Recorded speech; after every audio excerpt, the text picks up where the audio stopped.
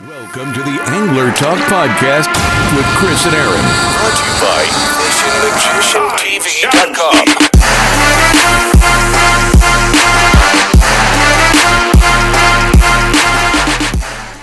What is up, everybody? It's Chris back with Season 2, Episode 1 of the Angler Talk Podcast.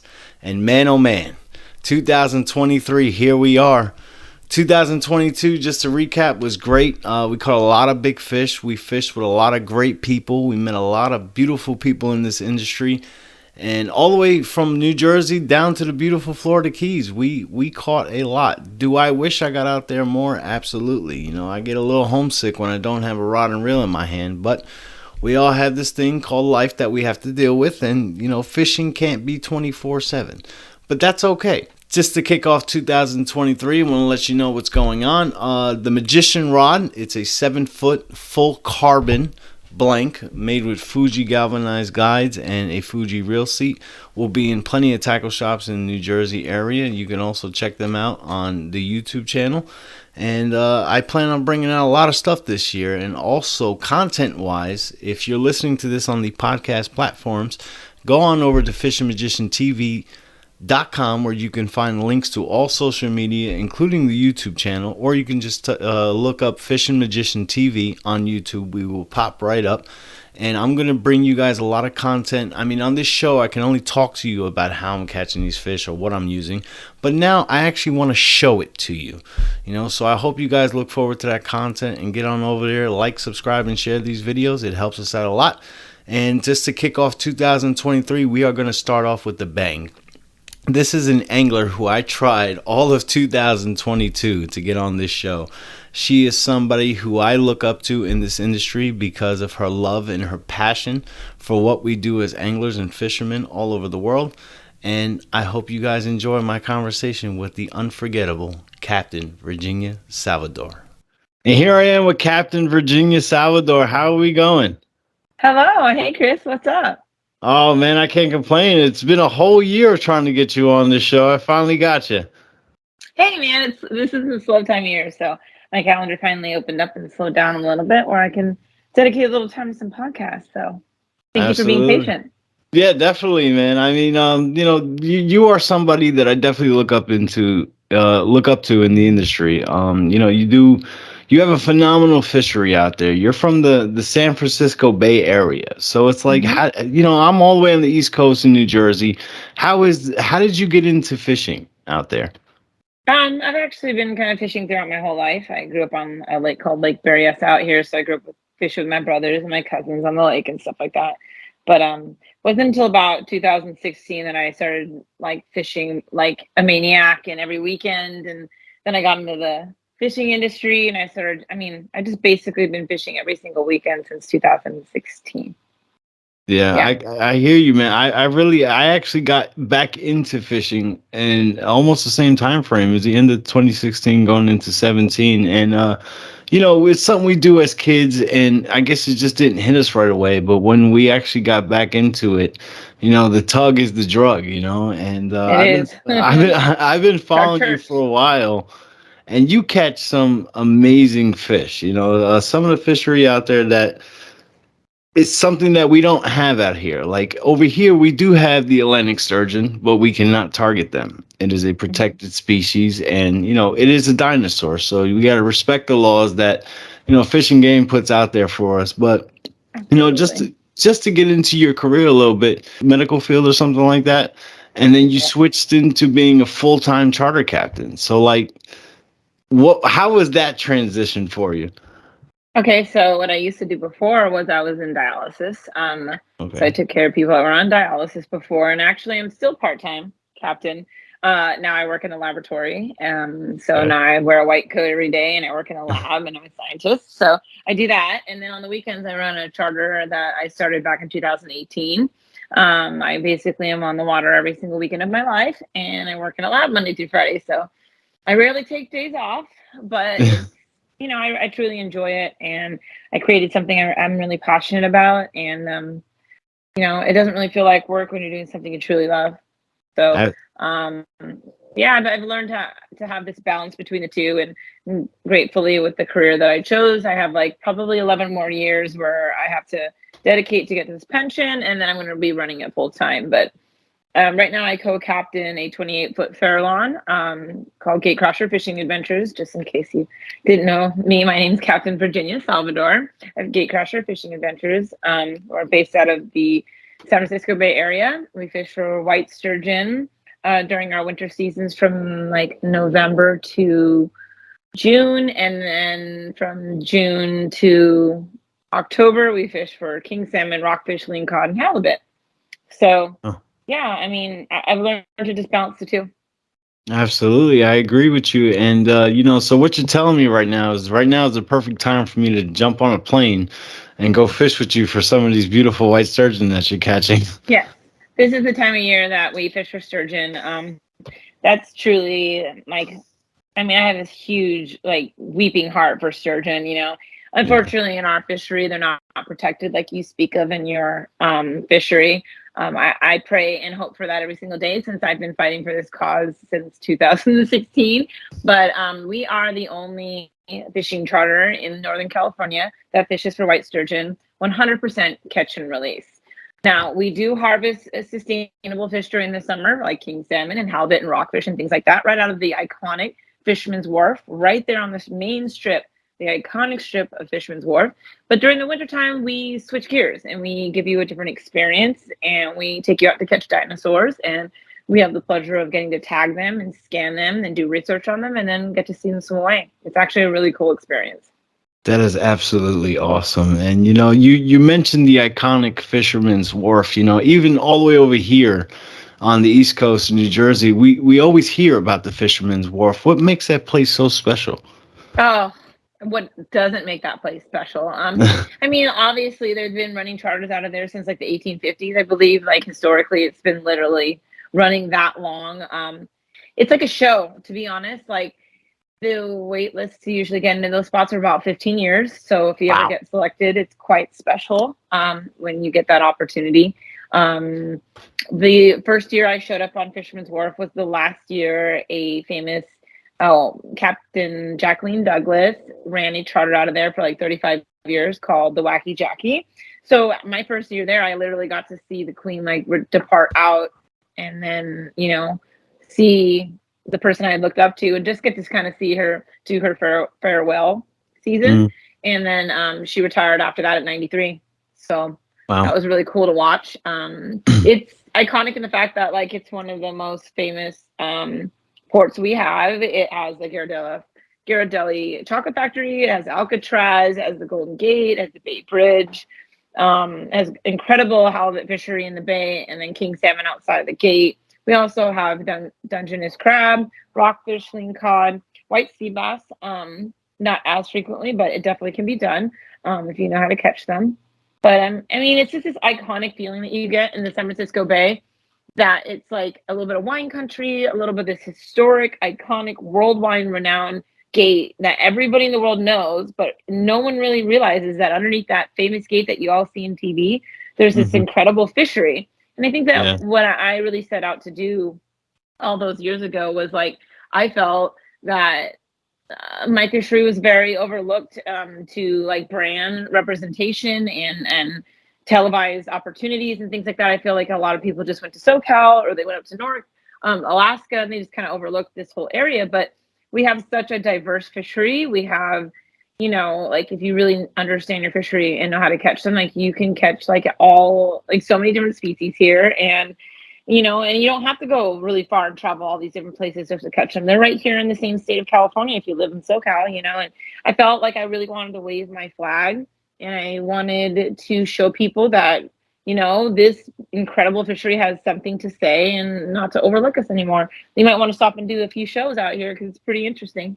Absolutely. And, you did bring up the name Wacky Jackie. As a fisherman, that is somebody that we have heard of, pretty much everywhere. And, she was the first woman on the front row at the wharf. And I believe you stepped into those shoes. And was there any kind of pressure on that with you? No, not really. I mean, being in this industry in general, if you're not used to pressure, get used to it, honey. I've been put in situations where I've had to test my grit and my skill. And you know what, really, when it comes down to it, every single day you step out on a boat that you run a charter or run your business from, like you are putting your name out on the line every single day. So what the hell's the difference? If it's like camera showing, or you have to do your best every single day. That's really what it's all about. Go out there, face the elements, use your knowledge, and do the best you possibly can. That is literally all you can do, right? I agree with that. I do. I really do. And California is a place where when people hear California, the first thing that doesn't come to their head is fishing. But there are a couple of people from California that I do follow, which is you. There's another young man on YouTube by the name of Fisherman's Life. This kid is showing off, a lot of great species that you guys have out there. And one of the species that I really want to target, of course, besides the sturgeon, is the lingcod. This is a very weird looking fish. It's blue. It's got some big fangs on it, and that is something you target out there. Pit bulls of the sea. How do they taste? Dragons. They're dragons. They're more like area specific, so you have to find like certain terrains and like rockery areas where they would hide in, or any kind of reef-like structures, and try to bounce like either it's an artificial or a baited weight 3-way sinker setup, depending on how you're fishing for them. They're a fun fight. I think that my favorite way to catch them, which is kind of unique for this type of fish, is like, yes, we do get the blue ones, and when you cut up the meat, they are blue, and it is really weird. They don't cook blue though; they turn regular afterwards. But what's cool about Lingcod that's kind of unique, I guess, it's not like they're incredibly difficult to catch. It's more just like if you get lucky and get in the right spot. But they do this thing called hitchhiker. And what hitchhiker means is that like what happens is when you hook up on a fish and you're bringing it up, right? Another lingcod will see that like distressed lingcod and start like following it up. And it'll like sometimes it'll latch and grab its tail, or latch on its body, or sometimes it'll just slowly like follow it all the way up. And so when you're about to bring your fish up, you see a second one. So the first thing you do is like kind of drop your line a little bit, let it sink back down again, so it entices the fish to come back. And usually the fish will come back and sink it, and you can lift up, and it's like a pit bull. This is why we call it a pit bull. It literally sinks its claws in, and then like just freezes, and so you can scoop both of them at the same time. I have video of this. It's incredible. Like we call it hitchhikers here. So this is some awesome stuff. You're definitely cool. You definitely getting me to want to get on a plane like tomorrow. Farallon Islands would be my one of the best opportunities to go.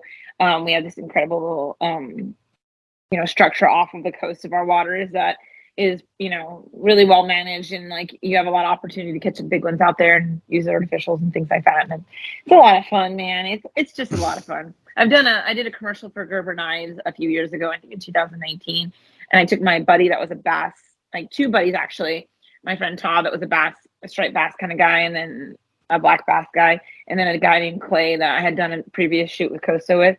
And I took them out there for that shoot, and they just railed into them, and it was their first time really going out to the salt and doing it. And honestly, if you're a good bass fisherman, it's like a really good basis for fishing. Like you kind of understand like how to catch saltwater fish, at least if you're a good bass fisherman, unless it's like halibut and it's a lighter bite. But at least when it comes to like rockfish and halibut, it's kind of the same method. It's like hook and sink and reel, But they caught some monsters. Big ones we had a hitchhiker set that were so big that when I lifted them up to my chin, they came all the way down to like my ankle. They were that big. They were just huge. I have pictures on my Instagram and my Facebook on them. But yeah, incredible fishery, man. And I wanted the world to hear about it. It's really worth it. It's such a beautiful place to be. And not only just in our waters, but imagine taking a family vacation here. You're going to San Francisco and seeing this iconic place that you see on TV. You're going wine tasting. You're going to Pebble Beach if you like to golf. You can see the coast and stay on the coast of the one and drive all the way up and see this beautiful California coastline. The weather's always really nice. It can be more expensive, but if you're smart about like budgeting for a trip, you can get through it with not having to spend as much, but get an Airbnb or something. But in general, I'm really proud of where I'm from. I'm really proud of my fishery, and I really love what I do. Yeah, and I've noticed that the past, I don't know what, 5 years I've been following you, and that's what made me was kind of like relentless on being persistent on trying to get you on here. You did mention that you work with a few different companies, and who are those companies, and how do you like working with them? All right, so you mentioned Costa sunglasses. Of You work course, with I them a love lot, Costa. and how do you feel about their products, and what kind of a joy they are to work with? I love Costa. I mean, I've been with them for like the longest. Mm, They have incredible equipment. I really love all their glasses. I have like a variety of sets for different types of fishing I do. Like when I'm bass fishing, green all the way. If mm, I'm offshore fishing, blue. If I am salmon fishing in the fog, I'm using yellow. If mm. I'm in the car and I'm just fishing, in traffic on the daily, I'm using my mirrored grays. So like the lens technology that they have is actually subpar to a lot of like different other companies. Like they know what they're talking about. Their technology like cancels out like the blue rays and all these harsh rays that come in. And I could tell the difference because if I don't wear my Costas and I'm like out in the sun, I'm like my eyes almost feel a little Yeah. sensitive because I've had such protection with my glasses. I mean, if you ever watch my fishing or if you follow me at all, you'll know that I don't play around when it comes to the sun. I wear a full face shield. I wear glasses. I wear a hat. I'm always covering my hands. I'm freckly. I'm half Irish and half Filipino, which is kind of a unique mix. And because of that, I got all these Very. freckles everywhere. Yeah. So I try to protect my skin just so I don't age fast and I don't get a million freckles and things like that. So you have to. I'm sorry. If you spend that much time on the water, you better protect your skin. Absolutely, and one of the things that you did bring up was Love Costa. the different colors, and a lot of people, I don't think a lot of people understand and know that Yes. different That's why I colors wanted to share bring it. different polarization. Yes. Mm, And honestly, like the green technology, like I keep talking about that I use for bass fishing, it's really good for sight fishing. So if you have shallow waters and stuff, like I can see deeper with my green glasses than any shade that I have. But at the same time, if I'm offshore tuna fishing, spending 8 hours on the water in a bright sun, I'm definitely gonna want my blues. That has like the strongest protection I feel like out of all the glasses. And then like with me, I mm, salmon fish, so it's a lot of foggy, murky temperatures. Don't be fooled. All that gear I'm wearing isn't because it's warm where I fish, but it's just yeah. such an iconic experience. I don't care about it being cold or warm, whatever. But that yellow stays when I'm salmon fishing. When I'm tying those knots and doing that gear, like when it's foggy and like so thick and humid, like you almost feel it on your cheeks. The yellow cuts through all that. Yes, I agree. And another company that I'm pretty sure you work with is Seeker. And Yes. I unfortunately haven't had the chance to buy a Seeker rod yet. Um, Ooh, you, I could you talk know, about Secret all day. your boy produced his own rod over here. You know what I'm saying? So I'm sticking with the magician rods. But I know Seeker is a well-renowned company who makes a phenomenal product. I haven't used it yet, but I've heard great stories about it. How far back do they go? And I know you use these on these giant sturgeon you're catching. How good do they hold up? Yeah. So, what I really love about the gear that we use is that not only are they like we try our best to use U.S. products made here in the U.S. At least with our rods and reels, they're 100% made here in the U.S., which is super cool. So, especially our rods and reels, Seeker and Accurate reels, they're made actually in California, which is even extra cool. Yeah. Um, Seeker rods are just they scream American to me. They have a great backbone. They're manufactured well. Ed and Rick are incredible people to work with. They've been awesome to us. Making us customer rods and stuff like that. Like we have the Gatecrasher rods, but like he even like went an extra far that every time I make a rod, he makes mine have like unforgettable written on them. So like he knows I like to keep my stuff like although I support the entity and the business I grew, I also like a little individuality as well. And so I mean, they're just Yeah. incredible rods. They have a great backbone. The parabolic bend is just incredible. The eye placement, just everything about that rod is historically capable of catching big, huge tuna. Marlin, why wouldn't they be good catching our mud marlin here, which is the white sturgeon? So Mm, we like using American made products and we use Accurate reels. Right now we're using the Accurate Valiant 400s. We use okay. JB line, which is Jerry Brown braid, and we use 65-pound test and we use orange. We try to use really hardy equipment that can handle these fish, scoots, sharp scoots, and jumps that they do, and things like that. And I'm really proud that we can actually use products that are built right here in the state of California. And if they can catch big old tunas, baby, they can catch our mud marlin, which is like sturgeon. Absolutely. And, speaking of those mud marlin, the sturgeon is it's a beautiful fish. A lot of people think it looks creepy or whatnot, but this is literally a dinosaur. The Stegosaurus, baby. Did you think Stegosauruses were cute? No, they're badass.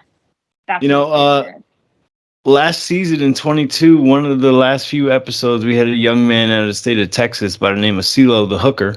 And he's catching alligator gar, which is the second biggest freshwater fish. And one of his things that he wants to catch is sturgeon. And off camera, me and him might have talked for maybe an hour and a half about it.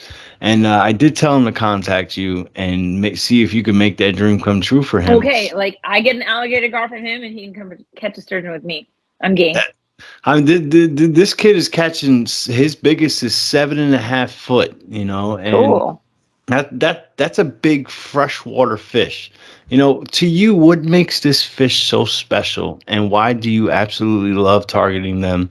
And the last part of this question is, why do you work so hard to protect this species? So sturgeon have been dated back as far as 245 million years ago. Okay, they have lived and survived everything that this planet has ever faced in this world besides mankind.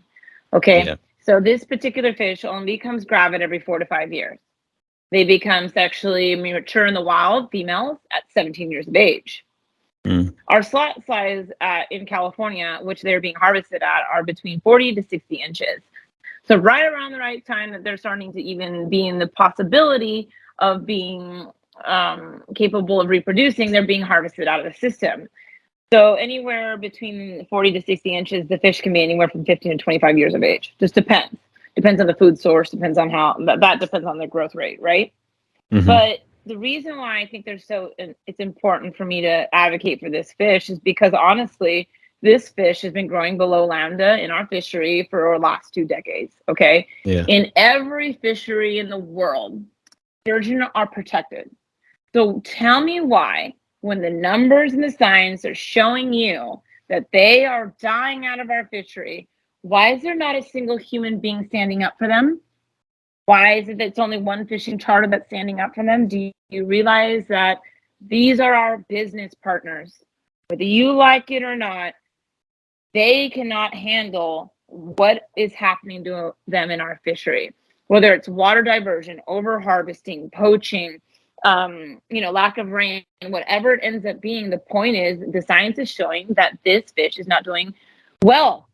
Yeah. And that if you look at the management plan for white sturgeon in the Pacific Northwest, or if you look in, up in Canada, why is it in every other fishery they're absolutely protected, but here, when they're native and this is their home, they're not being protected? Yeah. Why are not more anglers advocating for them? Why is it so important for you all to harvest so many of them with no implications of understanding the long-term effects? What you don't realize about the biology of white sturgeon is what damage you do to them now doesn't just take 5 years to fix. No. It doesn't take it's 100 years to fix the fishery. So if you don't start, do you understand I'm fighting for something that I may never see return? Absolutely. I am still advocating for something I will never see return. And I don't give.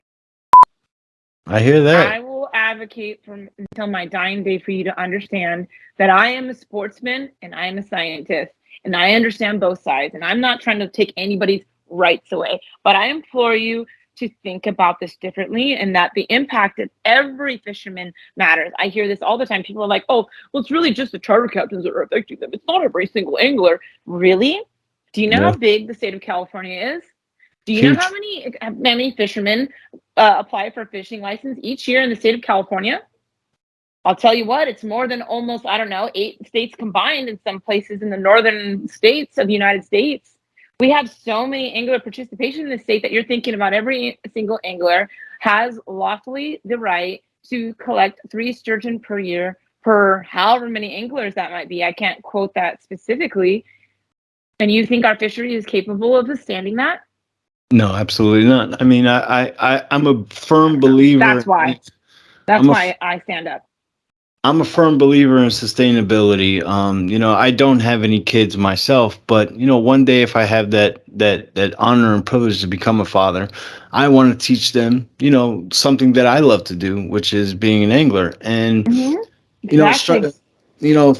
for years, people slaughtered striped bass, and striped bass over here in our water, a few decades ago was completely closed down because the stock was almost depleted, and they came back with a vengeance. And luckily, but the striper is not something like the sturgeon. The sturgeon takes a while to grow. Like you said, Precisely. it takes a long time for it to Precisely. reproduce. You Striped know, bass can reproduce in an incredible rate. They're incredibly sustainable in our fishery, striped yeah, bass that we have here. They're not native to here, but they are proliferant here.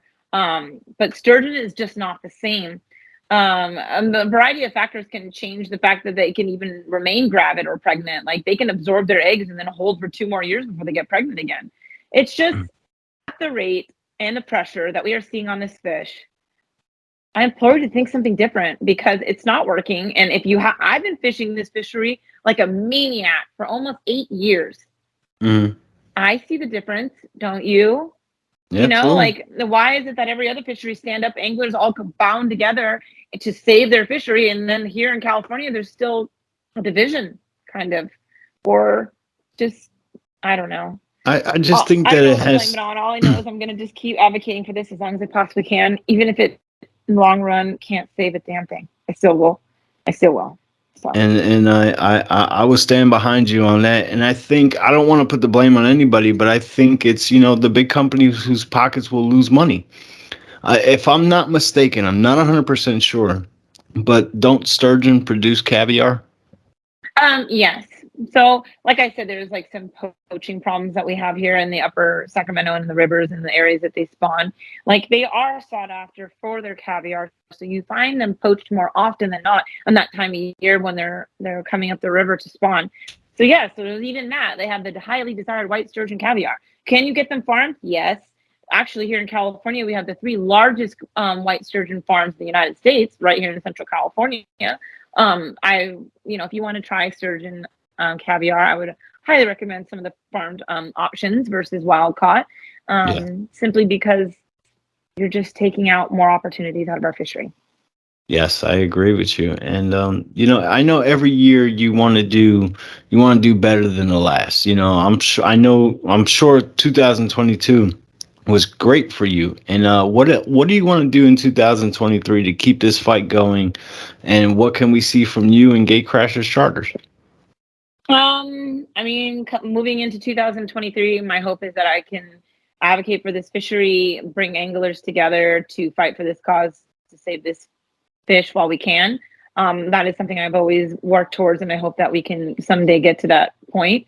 Another thing is that I'm going to be purchasing my own boat as well and expanding Gatecrasher to 2 vessels. So I'm really excited about moving into that chapter of my life and running my own program and things like that. Still running as a team, but Yeah, having a fleet out there. That's just freaking talking a little awesome. shit out there while I can. Yeah. All I right. mean, I've said it probably 60 times on this show last year. From my perspective, you are the baddest woman on a rod and reel combo out there. That's for sure. And I know if you're gonna I be know a out thing or there, two about a yeah, thing or two. yeah, there you go, girl, get it. But I can't believe the time is flying like it does, man. I But know. before we wrap this up, though, if you have one message for the world, what would it be? Never let your environment tell you can't ever do something, whether or not like your predicament says that you can't do something and you think that you're within limits. You're the only limit in this world. You can do whatever you want if you set your heart on it and just go ahead and just damn do it. Don't let anyone make you feel bad about it. It's worth it. The Absolutely, things we and fight for in this world are worth it. absolutely, I agree, and I want to thank you and the showstopper over there, Anchovy, for taking some time out of your day to chat with me, and for the people to listen. I really appreciate it. Thank you so much. Oh yeah, absolutely. Thanks, Chris. Thank you for being patient. Absolutely. Happy New Year. Take care. You too. Bye bye. Well, that was an absolute great time for me to sit down with Virginia and talk to her about her home state and her fishery. And I don't know if you guys heard it, but I sure did, especially with some of the questions that I asked her, how passionate she is about what she does. And she is one of those people who is just absolutely phenomenal and one of the best at what she does all over the world. I'd put my money on her up against the best for sure. Virginia is one of those people in this industry that actually cares and is actually willing to fight until the very end to take care of what she loves. And I hope you guys enjoyed that conversation between me and her. I know that I did. I'm just sad that the time went by so fast. But guys, I hope you have a phenomenal new year. Go out there, catch those bucket list fish. Go out there, bend some rods with the people you love, the people who you call friends, family, and just get out there and do something different. Leave these things alone. They're always going to be around, but the people you love and cherish won't be. So get out there, bend some rods, like, subscribe, and share, and enjoy. And I'm out. Tight line. I challenge thee.